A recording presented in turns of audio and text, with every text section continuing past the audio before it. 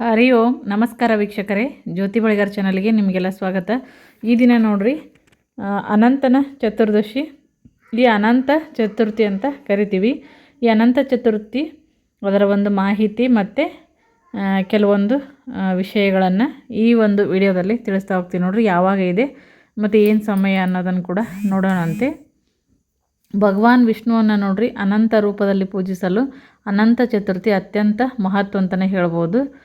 ಮತ್ತು ಭಾದ್ರಪದದಲ್ಲಿ ಶುಕ್ಲ ಪಕ್ಷದ ಚತುರ್ದಶಿ ಒಂದು ದಿನಾಂಕವನ್ನು ಅನಂತ ಚತುರ್ದಶಿ ಅಂತ ಕರೆಯಲಾಗುತ್ತೆ ನೋಡ್ರಿ.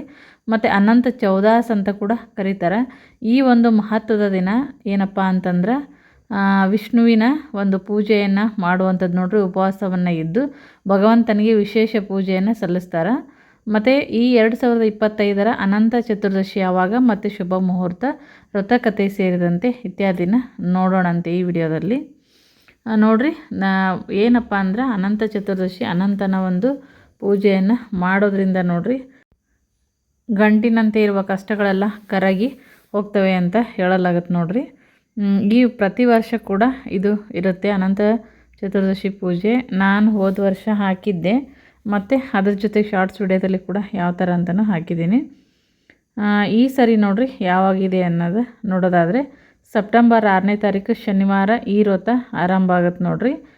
ಬೆಳಗ್ಗೆ ಈ ಒಂದು 3 ಗಂಟೆ 12 ನಿಮಿಷಕ್ಕೆ ಚತುರ್ದಶಿ ಆರಂಭ ಆಗುತ್ತೆ. ಮತ್ತು ಮರುದಿನ ಬೆಳಗ್ಗೆ 1 ಗಂಟೆ 41 ನಿಮಿಷದವರೆಗೆ ಚತುರ್ದಶಿ ಇರುತ್ತೆ ನೋಡ್ರಿ. ಆದ್ದರಿಂದ ಏನಪ್ಪ ಅಂದ್ರೆ 6ನೇ ಒಂದು ದಿನ ವ್ರತವನ್ನು ಇದನ್ನು ಆಚರಣೆ ಮಾಡಲಾಗುತ್ತೆ. ಅಂದರೆ 6ನೇ ತಾರೀಕು ಈ ವ್ರತವನ್ನು ಆಚರಣೆಯನ್ನು ಮಾಡಲಾಗುತ್ತೆ ನೋಡ್ರಿ. ಪೂಜೆಯನ್ನು ಬೆಳಗಿನ ವೇಳೆ ಮಾಡೋದು ಶ್ರೇಷ್ಠ. ಮತ್ತು ಸಾಧ್ಯವಾಗದೆ ಹೋದರೆ ಮಾತ್ರ ನೀವು ಮಧ್ಯಾಹ್ನ ಟೈಮಲ್ಲಿ ಮಾಡ್ಕೋಬೋದು. ಮತ್ತು ಸೂರ್ಯಾಸ್ತ ಆದಮೇಲೆ ಏನು ಬೇಡ. ಮತ್ತು ಸಂಜೆ ವೇಳೆಗೆ ಇನ್ನೊಂದು ಸತಿ ಷೋಡಶೋಪಚಾರ ಎಲ್ಲ ಪೂಜೆಯನ್ನು ಮಾಡಬೇಕು ನೋಡ್ರಿ. ಸಂಪ್ರದಾಯದಂತೆ ಇದನ್ನು ದಂಪತಿಗಳು ಮಾಡಿದ್ರೆ ಒಳ್ಳೆಯದು. ಮತ್ತು ಇನ್ನು ಕೆಲವು ಕಡೆ ಏನು ಸಂಪ್ರದಾಯ ಅಂದ್ರೆ ಪುರುಷರು ಮಾತ್ರ ಈ ಪೂಜೆಯನ್ನು ಮಾಡ್ತಾರೆ. ಮತ್ತು ಕೆಲವು ಕಡೆ 2 ಕಲಶಗಳನ್ನು ಇಡ್ತಾರೆ. ಮತ್ತು ಪ್ರತಿ ದಂಪತಿಗಳಿಗೆ ಒಂದೊಂದು ಕಲಶವನ್ನು ಇಟ್ಟು ಪೂಜೆಯನ್ನು ಮಾಡ್ತಾರೆ ನೋಡ್ರಿ. ಮತ್ತು ತಿಥಿ ಆರಂಭ ಚತುರ್ದಶಿ ತಿಥಿ ಆರಂಭ ಸೆಪ್ಟೆಂಬರ್ 6ನೇ ತಾರೀಕು ಬೆಳಗ್ಗೆ 3 ಗಂಟೆ 12 ನಿಮಿಷಕ್ಕೆ ಪ್ರಾರಂಭ ಆಗುತ್ತೆ. ಚತುರ್ಥಿ ತಿಥಿ ಕೊನೆಗೊಳ್ಳೋದು ನೋಡ್ರಿ ಸೆಪ್ಟೆಂಬರ್ 7ನೇ ತಾರೀಕು 1 ಗಂಟೆ 41 ನಿಮಿಷಕ್ಕೆ ಮಧ್ಯಾಹ್ನ ಕೊನೆಗೊಳ್ಳುತ್ತೆ. 2025 ಒಂದು ಟೈಮ್ ನೋಡ್ರಿ. ಇದು ಯಾವಾಗ ಕೊನೆಗೊಳ್ಳುತ್ತೆ ಮತ್ತು ಯಾವಾಗ ಎಂಡ್ ಆಗುತ್ತೆ ಅನ್ನೋದು. ಆ ನಂತರ ಪೂಜಾ ವಿಧಾನವನ್ನು ನೋಡೋದಾದರೆ ಏನಪ್ಪ ಅಂದ್ರೆ ಕಲಶವನ್ನು ಇಡಬೇಕು ನೋಡ್ರಿ. ಮತ್ತು ಕೆಲವರ ಮನೆಯಲ್ಲಿ ಏನಪ್ಪ ಅಂದರೆ ದರ್ಬೆಯಿಂದ ಅನಂತನನ್ನು ಮಾಡ್ತಾರೆ. ಅಂದರೆ ದರ್ಬೆಯಿಂದ ಸರ್ಪವನ್ನು ಹೆಣಿತಾರೆ ನೋಡ್ರಿ. 7 ಎಡೆ ಸರ್ಪವನ್ನು ಮಾಡಿ ಆ ನಂತರ ಯಮುನಾ ಪೂಜೆಯಿಂದ ಇದನ್ನು ಮೊದಲು ಪ್ರಾರಂಭ ಮಾಡ್ತಾರೆ. ಅದನ್ನು ತುಳಸಿ ಕಟ್ಟೆ ಬಳಿ ಇಟ್ಟು ಪೂಜೆಯನ್ನು ಮಾಡೋದು ಇಲ್ಲ. ಮತ್ತು ನೋಡ್ರಿ ಆ ನೀರನ್ನು ತಂದ ಕಲಶಗಳಿಗೆ ಹಾಕಿಕೊಳ್ಳುವಂಥದ್ದು. ಆ ನಂತರ ಅನಂತ ಪದ್ಮನಾಭ ಸ್ವಾಮಿಗೆ ಮತ್ತು ಅವಲಕ್ಕಿಯನ್ನು ಅರ್ಪಿಸಿ ಪ್ರಸಾದವನ್ನಾಗಿ ಸ್ವೀಕಾರವನ್ನು ಕೂಡ ಮಾಡ್ತಾರೆ. ನೈವೇದ್ಯವನ್ನು ನೋಡಿಕೊಂಡು ಅವ್ರವ್ರ ಯಾವ ಥರ ಪದ್ಧತಿ ಇದೆಯೋ ಆ ಥರ ಎಲ್ಲ ರೀತಿಯ ಆಹಾರ ಪದಾರ್ಥಗಳನ್ನು ಸಿದ್ಧಪಡಿಸಿ ನೈವೇದ್ಯವನ್ನು ಮಾಡ್ಬೋದು. ಏನಪ್ಪ ಅಂದ್ರೆ ಇದು 14 ಅಂತಲೇ ಮಾಡೋದು ನೋಡ್ರಿ. 14 ಥರ ನೈವೇದ್ಯ, 14 ಗಂಟುಗಳ ದಾರವನ್ನು ಪೂಜಿಸಿ ಮಹಿಳೆಯರಾಗಿರಲಿ ಪುರುಷರಾಗಿರಲಿ ಪುರುಷರು ಬಲಗೈಯಲ್ಲಿ ಧರಿಸ್ತಾರೆ. ಮತ್ತು ಸ್ತ್ರೀಯರು ಏನಂತಂದ್ರೆ ಕತ್ತಿನಲ್ಲಿ ಧರಿಸ್ತಾರೆ ನೋಡ್ರಿ. ಪುರುಷರು ಮತ್ತು ಸ್ತ್ರೀಯರಿಗೆ ಪ್ರತ್ಯೇಕವಾಗಿ ಕೆಂಪು ಬಣ್ಣದ ದಾರದ ಒಂದು ಗಂಟನ್ನು ಹೆಣೆಯಲಾಗುತ್ತೆ. 14ನ ವಿಶೇಷ ಈ ಪೂಜೆಗೆ ನೋಡ್ರಿ. ಈಗ ನಾವು ಸ್ವರ್ಣಗೌರಿಗೆ 16 ಅಂತಂದು ಇತ್ತು. ಇಲ್ಲೇನಪ್ಪ ಅಂದ್ರೆ 14 ಗಂಟುಗಳ ವಿಶೇಷ ದಾರ ಅಂತಲೇ ಹೇಳ್ಬೋದು. ಯಾವುದೇ ಕಾರಣಕ್ಕೆ ಏನಪ್ಪ ಅಂತಂದರೆ ಹೋದ ವರ್ಷ ಮಾಡಿದ ಒಂದು ಪೂಜೆಯಲ್ಲಿ ಕಟ್ಟಿರೋ ದಾರವನ್ನು ಹಾಗೆ ಇಟ್ಕೊಂಡು ಈ ವರ್ಷ ಅದನ್ನು ವಿಸರ್ಜನೆ ಮಾಡಿ ಆ ನಂತರ ಈ ವರ್ಷ ಹೊಸದಾಗಿ ಈ ಒಂದು ಪೂಜೆ ಮಾಡಿದ ನಂತರ ಈ ದಾರವನ್ನು ಕಟ್ಕೊಳ್ಳುವಂಥದ್ದು ನೋಡ್ರಿ. ಹೊಸದಾಗಿ ಮಾಡಿ ಕಟ್ಕೊಳ್ಳೋದು ಈ ಥರ ಇರುತ್ತಿದ್ದು. ಮತ್ತು ದರ್ಬೆಯಿಂದ ಅನಂತನನ್ನು ಮಾಡ್ತಾರೆ. ಸರ್ಪವನ್ನು ಮಾಡ್ತಾರೆ, 7 ಎಡೆ ಸರ್ಪವನ್ನು. ಅನಂತ ಪದ್ಮನಾಭನ ಕತೆ ನೋಡ್ರಿ, ವ್ರತದ ಕತೆ ಯಾವ ಥರ ಅಂತ ನೋಡೋಣ. ಈ ಪೂಜೆಯ ಬಗ್ಗೆ ಏನಪ್ಪ ಅಂತಂದ್ರೆ ಇದು ಕೇಳಿದ್ರೂ ಪಾವನ ಅಂತಲೇ ಹೇಳ್ಬೋದು, ನೀವು ಹೇಳಿದ್ರೂ ಪಾವನ ಅಂತಲೇ ಹೇಳ್ಬೋದು. ಕೃತಯುಗದ ಕಥೆ ಇದು. ಸುಮಂತನ ನೋಡ್ರಿ ವಶಿಷ್ಠ ಗೋತ್ರದಲ್ಲಿ ಜನಿಸ್ತಾನ. ಭೃಗು ಮಹರ್ಷಿಗಳ ಮಗಳಾದಂಥ ದೀಕ್ಷಾದೇವಿಯನ್ನು ಸುಮಂತನ ವಿವಾಹ ಆಗ್ತಾನೆ. ಅವ್ರಿಗೇನಪ್ಪ ಅಂದರೆ ಹೆಣ್ಣು ಮಗುವಿನ ಜನನ ಆಗುತ್ತೆ. ಆ ಒಂದು ಮಗುವಿಗೆ ಸುಶೀಲೆ ಅಂತ ಅವರು ನಾಮಕರಣವನ್ನು ಮಾಡ್ತಾರೆ. ಆದರೆ ಏನಪ್ಪ ಅಂತಂದ್ರೆ ಏನೋ ಗೊತ್ತಿಲ್ಲ ಅವರ ಒಂದು ಇದು ವಿಧಿಯಾಟದಿಂದ ಚಿಕ್ಕ ವಯಸ್ಸಿನಲ್ಲಿ ಆ ದೀಕ್ಷಾದೇವಿ ಏನಪ್ಪ ಅಂದ್ರೆ ಹಸುನಿಗ್ತಾಳೆ.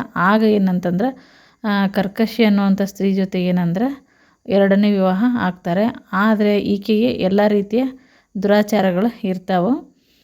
ಇದನ್ನು ಏನಪ್ಪ ಅಂತಂದ್ರೆ ಇದನ್ನೇನು ಲೆಕ್ಕಿಸದೇನೆ ಮಗಳು ಸುಶೀಲೆ ಏನಂತಂದ್ರೆ ತಂದೆ ಏನಂದ್ರೆ ನಿತ್ಯ ಪೂಜೆಗೆ ಸಹಕಾರ ನೀಡ್ತಾಳೆ. ತಂದೆ ಜೊತೆಗೆ ಪೂಜೆಯನ್ನು ಮಾಡ್ತಿರ್ತಾಳೆ. ಆಕೆಗೂ ಸಹ ದೇವರಲ್ಲಿ ಅಪಾರವಾದ ಭಕ್ತಿ ಇರುತ್ತೆ. ಮತ್ತು ದಿನ ಕಳೆದಂತೆ ನೋಡ್ರಿ ಸುಮಂತನ ಕೌಂಡಿನ್ಯ ಎಂಬ ವರನಿಗೆ ಮಗಳನ್ನು ಕೊಟ್ಟು ವಿವಾಹವನ್ನು ಮಾಡ್ತಾರೆ ಸುಶೀಲೆಯನ್ನು. ಸುಶೀಲೆ ನೋಡ್ರಿ ಪತಿಯ ಸಹಕಾರದಿಂದ ಅನಂತನ ಪೂಜೆಯನ್ನು ಮಾಡ್ತಾಳೆ. ಮತ್ತು ದಿನ ಕಳೆದಂತೆ ಅವರ ಬಡತನ ತೊಲಗಿ ಪತಿ ಏನಪ್ಪ ಬಡತನ ಎಲ್ಲ ತೊಲಗಿ ನೋಡ್ರಿ ಆಶ್ರಮವು ಅಷ್ಟೈಶ್ವರ್ಯಗಳಿಂದ ತುಂಬುತ್ತೆ. ಪತಿ ಏನಪ್ಪ ಅಂತಂದರೆ ಸುಶೀಲೆ ಕೈಯಲ್ಲಿರುವಂಥ ಅನಂತನ ದಾರವನ್ನು ನೋಡ್ತಾನೆ. ಯಾರನ್ನು ವಶಪಡಿಸಿಕೊಳ್ಳಲು ಇದನ್ನು ಕಟ್ಕೊಂಡು ಅಂತಂದು ಅನುಮಾನ ದೃಷ್ಟಿಯಿಂದ ನೋಡಿ ಮತ್ತೆ ಅದಷ್ಟಲ್ದನ ದಾರವನ್ನು ತೆಗೆದು ಬೆಂಕಿಯೊಳಗೆ ಹಾಕ್ಬಿಡ್ತಾನೆ. ಆ ನಂತರ ಈಕಿ ಸುಶೀಲೆ ಏನು ಮಾಡ್ತಾಳಂದ್ರೆ ಆ ಸುಡ್ತಿರುವಂಥ ದಾರವನ್ನು ತೊಗೊಂಡು ಹಾಲಿನೊಳಗೆ ಹಾಕಿ ನೆನೆಸಿಡ್ತಾಳೆ. ಆಮೇಲೆ ಕೌಂಡಿಲ್ಯ ತನ್ನೆಲ್ಲ ಆಸ್ತಿಪಾಸ್ತಿಗಳನ್ನು ಕಳ್ಕೊತಾನೆ. ಇದೆಲ್ಲ ಆದಮೇಲೆ ಇದರಿಂದ ಏನಪ್ಪ ಅಂತಂದ್ರೆ ಕೊನೆಗೆ ಏನಂದ್ರೆ ಪಾಠ ಕಲಿತಂಥ ಕೌಂಡಿನ್ಯ ಭಗವಂತನಾದಂಥ ಅನಂತ ಪದ್ಮನಾಭ ಸ್ವಾಮಿಯನ್ನು ಹುಡುಕ್ತಾ ಹೊರಡ್ತಾನೆ. ದಾರಿಯಲ್ಲಿ ಕಂಡಂಥ ಪ್ರಾಣಿ ಪಕ್ಷಿಗಳು ನದಿ ನೀರನ್ನು ಸಹ ಈತ ಅನಂತ ಪದ್ಮನಾಭ ಸ್ವಾಮಿ ಬಗ್ಗೆ ಕೇಳ್ತಾನೆ. ಆದರೆ ಯಾರಿಂದನೂ ಕೂಡ ಅವನಿಗೆ ಕರೆಕ್ಟಾಗಿ ತನಗೆ ಸರಿ ಹೋಗುವಂಥ ಉತ್ತರ ಬರೋದಿಲ್ಲ. ಹೀಗಾಗಿ ಬಹಳವಾಗಿ ನೊಂದಂಥ ಈತ ಕೌಂಡಿಲ್ಯ ಏನು ಮಾಡ್ತಾನಂದ್ರೆ ಒಂದು ಸತಿ ಪ್ರಜ್ಞಾಹೀನನಾಗಿ ಬಿದ್ದುಬಿಡ್ತಾನೆ. ಈ ಸಮಯದೊಳಗೆ ಏನಪ್ಪ ಅಂದ್ರೆ ಕನಿಕರ ತೋರಿ ಸ್ವಯಂ ಅನಂತ ಪದ್ಮನಾಭ ಸ್ವಾಮಿಯೇ ಬಂದು ತನ್ನ ಅರಮನೆಗೆ ಕರ್ಕೊಂಡು ಹೋಗ್ತಾನಂತ ಈ ಕೌಂಡಿನ್ಯನ. ಆಮೇಲೆ ಭಗವಾನ್ ವಿಷ್ಣು ನೋಡ್ರಿ ತನ್ನ ವಿಶ್ವರೂಪವನ್ನು ಆತನಿಗೆ ತೋರಿಸ್ತಾನೆ. ಇದರಿಂದ ಏನಂದ್ರೆ ಕೌಂಡಿಲ್ಯನಿಗೆ ಜ್ಞಾನೋದಯ ಆಗುತ್ತೆ. ಕೌಂಡಿಲ್ಯ ಏನು ಮಾಡ್ತಾನಂದ್ರೆ ಅವಾಗ ಪರಮಾತ್ಮನ ವಿವಿಧ ರೀತಿಯಲ್ಲಿ ಸ್ತುತಿಸ್ತಾನಂತ. ಆತನ ಒಂದು ಭಕ್ತಿಗೆ ಮೆಚ್ಚಿದಂಥ ಅನಂತ ಪದ್ಮನಾಭ ಸ್ವಾಮಿ ನೋಡ್ರಿ ಯಾವುದಾದ್ರೂ 3 ವರಗಳನ್ನು ಕೇಳು ಅಂತ ಹೇಳ್ತಾನಂತ. ಕೊನೆಗೇನಪ್ಪ ಅಂದ್ರೆ ವರಗಳ ಸಹಾಯದಿಂದ ಆತ ಏನು ಮಾಡ್ತಾನೆ ಕಳ್ಕೊಂಡಂಥ ಐಶ್ವರ್ಯವನ್ನು ಮರಳಿ ಪಡಿತಾನೆ. ಮತ್ತು ಮಾನವ ರೂಪದಲ್ಲಿ ಬಂದಂಥ ಅನಂತ ಪದ್ಮನಾಭ ಸ್ವಾಮಿಯ ಒಂದು ಏನಂತಂದ್ರೆ ದಾರಿಯಲ್ಲಿ ಕಾಣುವಂಥ ಮಾವಿನ ಮರ ಮಾನವ ಆಗಿದ್ದು ಅದರೊಳಗೆ ತನ್ನಲ್ಲಿರುವಂಥ ವಿದ್ಯೆಯನ್ನು ಯಾರಿಗೂ ಕೂಡ ಕಲಿಸಿರೋದಿಲ್ಲ. ಆದ್ದರಿಂದ ಪ್ರಯೋಜನವಿಲ್ಲದ ಒಂದು ಮಾವಿನ ಮರ ಆಗಿರ್ತಾನಂತೆ ನೋಡ್ರಿ. ಧನಿಕನೊಬ್ಬ ಏನಂತಂದ್ರೆ ತನ್ನೊಳಗಿರುವಂಥ ಹಣದಿಂದ ತಾನು ತಿಂದೇನೆ ಬೇರೆಯವ್ರಿಗೂ ಕೂಡ ಸಹಾಯ ಮಾಡದೇ ಇರ್ತಾನೆ. ಮತ್ತು ಹಸುವಾಗಿ ಹುಟ್ಟಿದ್ರು ಕೂಡ ಹುಲ್ಲನ್ನು ತಿನ್ನಲಾರ್ದೆ ನಿಂತಿರ್ತಾನಂತೆ ಇನ್ನೊಬ್ಬ. ಕೊನೆಯದಾಗಿ ಎದುರಾಗುವಂಥ ಕತ್ತೆ ನೋಡ್ರಿ ಮಾನವನೇ ಆಗಿರ್ತಾನೆ. ಅವನು ಕೂಡ ಪ್ರಯೋಜನಕ್ಕೆ ಬಾರದ ಜಾಗಗಳನ್ನು ದಾನ ಮಾಡ್ದೇ ಕತ್ತೆಯಾಗಿ ಜನಿಸಿದ ಅಂತಂದು ಹೇಳ್ತಾನೆ. ಇದೆಲ್ಲದರ ಅರ್ಥ ಏನಪ್ಪ ಅಂತಂದ್ರೆ ಅದು ಏನಂತಂದ್ರೆ ಕಲಿಯುಗದೊಳಗೆ ಮಾನವನಾಗಿ ಜನಿಸಿದಂಥ ನಾವು ನಮ್ಮ ವಿದ್ಯೆಯನ್ನು ಬೇರೆಯವರಿಗೆ ದಾರಿ ಎರಿಬೇಕು. ಹಾಗೆ ನಮ್ಮಲ್ಲಿರುವಂಥ ಹಣದಿಂದ ಬೇರೆಯವರ ಸೇವೆಯನ್ನು ಮಾಡಬೇಕು ಅಂತ ಹೇಳ್ತಾರೆ. ಇದೆಲ್ಲ ದಾನ ಮಾಡೋದಾದರೆ ಒಳ್ಳೆಯ ಪದಾರ್ಥಗಳನ್ನು ದಾನ ಮಾಡಬೇಕು. ಇದರಿಂದ ಮಾತ್ರ ಮುಕ್ತಿ ದೊರೆಯಲು ಸಾಧ್ಯ ಅಂತಂದು ಹೇಳ್ತಾರೆ ನೋಡ್ರಿ. ಇದಿಷ್ಟೇ ಏನಪ್ಪ ಅಂತಂದ್ರೆ ಅನಂತ ಚತುರ್ಥಿಯ ಒಂದು ಮಾಹಿತಿ, ಅನಂತ ಪದ್ಮನಾಭನ ಒಂದು ಕತೆ ನೋಡ್ರಿ. ಈ ಒಂದು ವ್ರತವನ್ನು ಮಾಡೋದ್ರಿಂದ ಎಂತಹ ದಟ್ಟ ದಾರಿದ್ರ್ಯ ಇದ್ದರೂ ಕೂಡ ಅದು ತೊಲಗಿ ನಿವಾರಣೆ ಆಗುತ್ತೆ ಅಂತ ಹೇಳ್ಬೋದು ನೋಡ್ರಿ. ಮತ್ತು ಶುಭ ಮುಹೂರ್ತ ಪೂಜಾ ಸಮಯವನ್ನು ನೋಡೋಣ. ಶನಿವಾರ ದಿವಸ 6ನೇ ತಾರೀಕು ನೋಡ್ರಿ ಈ ಒಂದು ಅನಂತ ಚತುರ್ದಶಿ ಪೂಜೆ.